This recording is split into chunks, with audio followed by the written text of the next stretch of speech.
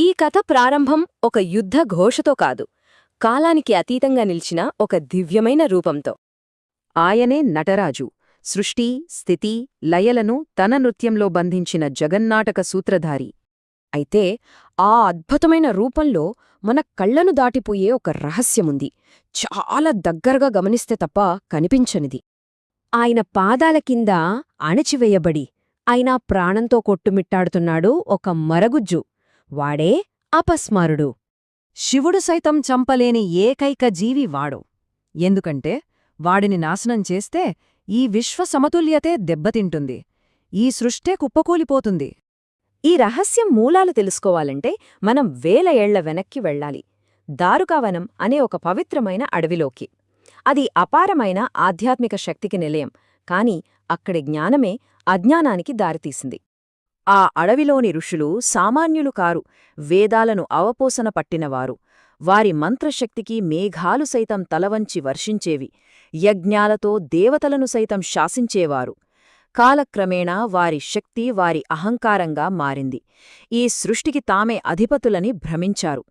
వారి నోటి నుండి వెలువడే మంత్రాలు ఇక ప్రార్థనలు కావు, అవి శాసనాలు. వారి భక్తిస్థానాన్ని నియంత్రణ ఆక్రమించింది. వారి గర్వం హిమాలయాలను దాటి దేవతలకు సవాలు విసిరింది. వారి గర్వంతో నిండిన ఆ అడవిలోకి అనుకోని అతిథి ఒకరు అడుగుపెట్టారు. ఆయన రాకతో వారి ప్రపంచమే తలకిందులైంది. ఒంటినిండా విభూది, కాని వర్ణించలేని సౌందర్యం. ఒక దిగంబర భిక్షువు రూపంలో ఆయనే స్వయంగా శివుడు. ఆయన నిశ్శబ్దపు అడుగుల సవ్వడి ఆ ప్రశాంత వనంలో ఒక పెను తుఫానును సృష్టించింది. ఆయన తేజస్సును చూసి ఎన్నో ఏళ్లుగా నిష్ఠతో జీవిస్తున్న ఋషిపత్నులు సైతం తమ పూజలను మరిచారు, తమ పనులను విడిచారు. ఆయన వెంటే వారి చూపులు సాగాయి. ఇది చూసిన ఋషుల హృదయాలలో అసూయ, క్రోధం అగ్నిలా ప్రజ్వలిల్లాయి. కోపంతో కళ్ళు మూసుకుపోయిన ఆ ఋషులు యుద్ధానికి సిద్ధమయ్యారు. కాని ఇది ఖడ్గాలతో జరిగే సమరం కాదు, ఇది మంత్రాలతో, యజ్ఞశక్తితో జరిగే భీకర పోరాటం. తమ యజ్ఞగుండంలోనే అగ్ని నుండి వారు తమ క్రోధాన్నే ఒక రూపంగా మలిచారు. ఆ రూపమే భయంకరంగా గాండ్రిస్తున్న ఒక పెద్ద పులి. దానిని ఆ బిచ్చగాడిపైకి ఉసిగొలిపారు. కాని ఆ పరమశివుడు పెదాలపై ఒక చిన్న చిరునవ్వుతో తన మీదకి దూకుతున్న ఆ పులిని అలవోకగా పట్టుకున్నాడు. ఒక్క క్షణంలో దాని చర్మాన్ని ఒలిచి తన నడుముకు వస్త్రంగా ధరించాడు. వారి ఆయుధం ఆయనకు ఆభరణమైంది. వారి మొదటి ప్రయత్నం విఫలమవ్వటంతో ఋషుల కోపం రెట్టింపయ్యింది. ఈసారి యజ్ఞజ్వాలల నుండి వారి ద్వేషం ఒక మహావిషసర్పాన్ని సృష్టించింది. అది చూస్తేనే ప్రాణాలు పోయేలా ఉంది. ఆ మహాసర్పం కాటువేయడానికి ముందుకు రాగానే శివుడు దాన్ని మధ్యలోనే ఒడిసిపట్టుకున్నాడు. దాన్ని తన మెడలో ఒక పూలమాలలా చుట్టుకున్నాడు.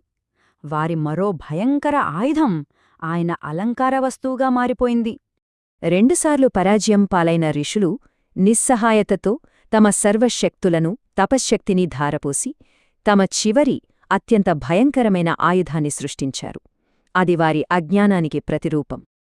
వాడే అపస్మారుడు, మరుపుకు, అజ్ఞానానికి ప్రతిరూపం. మనిషి తనను తాను మరిచిపోయేలా చేసే శక్తి, స్మృతిని నశింపజేసే చీకటి. నిజానికి ఆ రాక్షసుడు బయటనుండి రాలేదు. తమకే సర్వం తెలుసునని విర్రవీగుతున్న ఆ ఋషుల అహంకారంలోనించే వాడు పుట్టాడు. వారి అజ్ఞానమే వాడి రూపం. ఆ మరుగుజ్జు అపస్మారుడు శివుడిపైకి దాడి చేయడానికి దూకాడు. కాని శివుడు వాడిని సంహరించలేదు. చాలా నెమ్మదిగా తన కుడిపాదాన్ని వాడి వీపుపై ఉంచి నేలకణిచిపెట్టాడు. అజ్ఞానాన్ని తన పాదం కింద అణిచివేసి శివుడు తన ఆనంద తాండవాన్ని ప్రారంభించాడు. ఆ దివ్యనృత్యంలో సృష్టి, లయం ఒక్కటయ్యాయి. ఆయన చేతిలోని ఢమరుకం సృష్టికి నాంది పలికింది. మరో చేతిలోని ప్రళయాగ్ని లయానికి సంకేతమైంది. పైకి ఎత్తిన అభయహస్తం సమస్త జీవులకు రక్షణనిచ్చింది. పైకి లేపిన పాదం మోక్షానికి మార్గం చూపింది. ఆ విశ్వరూపాన్ని, ఆ దివ్య తాండవాన్ని చూస్తున్న ఋషుల అహంకారం బద్దలైంది. వారి గర్వం కరిగిపోయింది. వారి ఓటమిలోనే వారికి అసలైన సత్యం కనబడింది. తాము విశ్వాన్ని శాసిస్తున్నామని భ్రమించారు, కాని ఆ విశ్వమే ఒక దైవిక నృత్యమని తెలుసుకున్నారు.